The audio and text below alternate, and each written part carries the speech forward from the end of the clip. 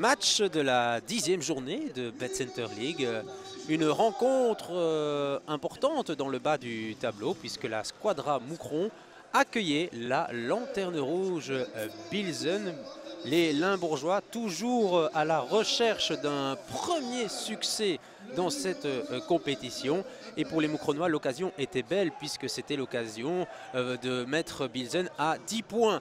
Et d'ailleurs, ce sont les Hurlus qui vont prendre le meilleur départ avec l'ouverture du score de Maximilien Gréco sur ce deuxième ballon. Malgré l'intervention de Simone Lambeitz, les Hurlus donc passent devant. Adriano Gréco va obtenir un penalty avec toute son expérience. Et pour la transformation, on retrouve Maximilien Gréco pour un doublé. 2-0, beaucoup de réalisme du côté de la Squadra dans cette première mi-temps. Dans ce match, presque de la peur. Bilzen qui va, comme à son habitude, réagir avec son capitaine Thibaut Daucher, 2-1 et son 7e but de la saison. Match très important, surtout pour Bilzen. Le coach avait dit c'est maintenant ou jamais, il n'y a plus d'excuses.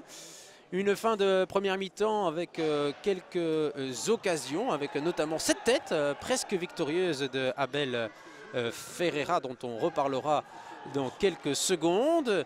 Robin Segers, lui aussi très brillant ce soir. L'arrêt le plus difficile sans doute de la soirée par Lambeitz, mais ça reste 2-1 au repos. En deuxième mi-temps, Bilzen va avoir les meilleures occasions.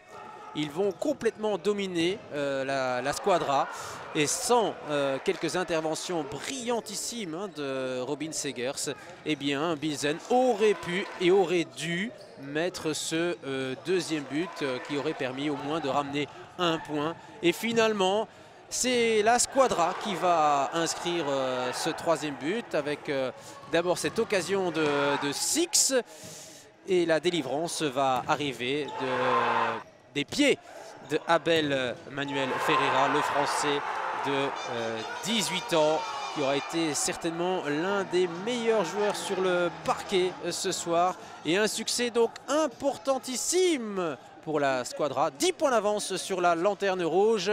Après le premier tour, ça sent bon le maintien. Et on écoute les deux coachs. Voilà Nicolas Gréco, un match serré comme on pouvait s'y attendre, avec une victoire à l'arraché. Ouais, une victoire à l'arraché. Après, je pense qu'en première mi-temps, on a eu plusieurs positions et moyens de marquer. Et puis, on ne s'est pas mis à l'abri et on prend un but sur une demi-occasion. Maintenant, puis Beaucelt, ils font un très bon début de saison malgré leur classement. Ils perdent souvent de 2-3 buts.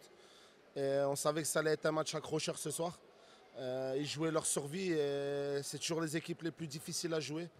Maintenant, on a fait le job, on a mis les 2 premiers buts et puis après, on a mis ce but délivré qui vient nous délivrer à 5 minutes de la fin du match. Et je pense que c'est une victoire quand même assez méritée. Avec une deuxième mi-temps, comme vous le dites, très difficile, on peut le dire. Bilzen aurait sans doute mérité un point quand même aujourd'hui. Ouais, je pense que Pibo aurait mérité un point ce soir, mais voilà, je pense que c'est le défaut d'expérience aussi qu'il leur a fait. On a connu ça aussi, nous, la première année où on est monté. Je leur souhaite bien du courage parce que ça va être compliqué pour eux d'essayer de prendre au moins 10 points sur le deuxième tour. Je ne vais pas dire qu'ils ont quasiment un pied et demi en D2 là ce soir, mais voilà, ils devaient gagner à tout prix. Et après, on a fait le job. On a un objectif où c'est le top 8 et on ne peut pas se permettre de faire de cadeaux. Et puis, il y a un homme qu'on a envie de mettre en évidence, c'est lui qui soulage tout un club, c'est Abel Manuel Ferreira qui vient mettre le 3-1. Il a encore été énormissime ce soir, du haut de ses 19 ans, 18 ans même, 19. C'est ça, 18 ans, et il revient de sélection. On a très bien travaillé avec la collaboration avec l'équipe nationale de France qu'il avait mis au repos hier. Il était censé rentrer ce matin, ils l'ont quand même fait rentrer hier. Et on se félicite aussi de cette collaboration parce que le but c'est de travailler ensemble pour que les joueurs arrivent le vendredi en championnat et soient performants comme on leur demande tous les vendredis. Et voilà, ce soir il a encore prouvé qu'il était capable et qu'il méritait cette place de capitaine en équipe nationale de France. Et ce soir, il mérite aussi tout simplement le bien qu'on pense de lui depuis 2-3 ans qu'il joue en D1. Et voilà, ce soir, il nous permet de respirer. Et pour le plus grand plaisir du club, il ne faut pas oublier que c'est un pur produit du club. Il est formé ici depuis qu'il a 8 ans. Donc voilà, c'est la jeunesse qui délivre la Squadra ce soir. Et d'un point de vue mathématique, ça fait maintenant 10 points d'avance sur Bilzen. Hein. Ça commence à sentir bon le maintien déjà. Hein. Ouais, ça commence à sentir même très bon, je dirais. Parce que, comme je dis, il ne faut pas oublier qu'avec le forfait de Borglou, il n'y a que 10 matchs. Donc battre 3 équipes ou 4, voire pour se sauver, ça va être vraiment compliqué pour eux. Maintenant, comme je dis, nous, on a eu ce qu'on voulait ce soir. C'était la victoire ou rien. Et puis voilà, on se replace bien dans le ventre mou du championnat. Et pour le moment, on est en play-off. On doit se retrouver 6e, je pense. Donc c'est tout bon pour nous aujourd'hui. Merci Nicolas Greco. Carmelo Niedu, u had voor de wedstrijd gezegd, vandaag moet het gebeuren. Het is toch een pijnlijke nederlaag hè, met al die kansen in de tweede helft. Bilzen had zeker een punt verdiend hier in Moeskroen.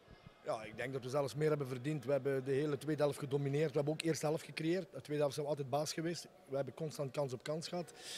Alleen ja, we moeten dat ook wel verzilveren. Dus je ziet dat we daar de ervaring een klein beetje missen. Hè, van de doelpunten maken. Maar ik heb vandaag wel een ploeg gezien die echt weerbaar is, die sterk is. We trainen ook altijd heel goed en heel scherp. Dus de tegenstander, de concurrent, wint ook niet. Dus we blijven geloven, we blijven hopen, we blijven dat goed doen. En nogmaals, de medaille gaat 1 keer aan onze kant vallen en dan zijn we vertrokken. Maar deze had wel meer verdiend dan deze nederlaag. Ja, dat zijn 2 pijnlijke nederlagen op rij in Hasselt in de laatste minuut. Nu hier, ja, dat telt hè? Ja, dat telt absoluut, maar goed, het is halve seizoen. Wij zijn pas 4 weken met deze ploeg aan het werken. Iedereen heeft een voorbereiding gehad, wij niet. Dus ik blijf dat voelen en ik blijf dat zien dat wij progressie maken en dat we goede dingen doen. En we blijven erin geloven. Volgende week is weer al een wedstrijd. En we gaan er weer tegenaan en we gaan er alles aan doen om die pot naar ons toe te trekken. En we moeten voor die eerste ronde moeten we zien dat we gelijk staan. We mogen niet 3 punten achter staan, we moeten zien dat we gelijk staan. Dus volgende week moet IJsden eraan. We gaan er alles aan doen. En met deze mentaliteit en met deze spirit geloof ik daar 100% in. Is de wedstrijd tegen IJsden de wedstrijd van de laatste kans al? Maar nee, als de tegenstander ook blijft verliezen, Malle die zijn op 3 punten van ons, zolang dat zij ook geen punt pakken, ja, dan blijft dat nooit de laatste kans. Want ik weet dat gaandeweg de competitie wij beter worden, meer op elkaar ingespeeld. Vandaag ook gezien, we doen dat echt heel aardig. We spelen goed, we bewegen goed, we creëren heel veel kansen. Ja goed, straks gaat die bal er wel in moeten gaan en dan ben ik zeker van dat als we dat gevoel hebben die eerste match kunnen winnen, dan denk ik wel dat wij ook meerdere matchen kunnen winnen. En ja, wij moeten gewoon deze blijven doen en dan zullen we op het juiste moment wel beloond worden. We wensen u dat toe natuurlijk.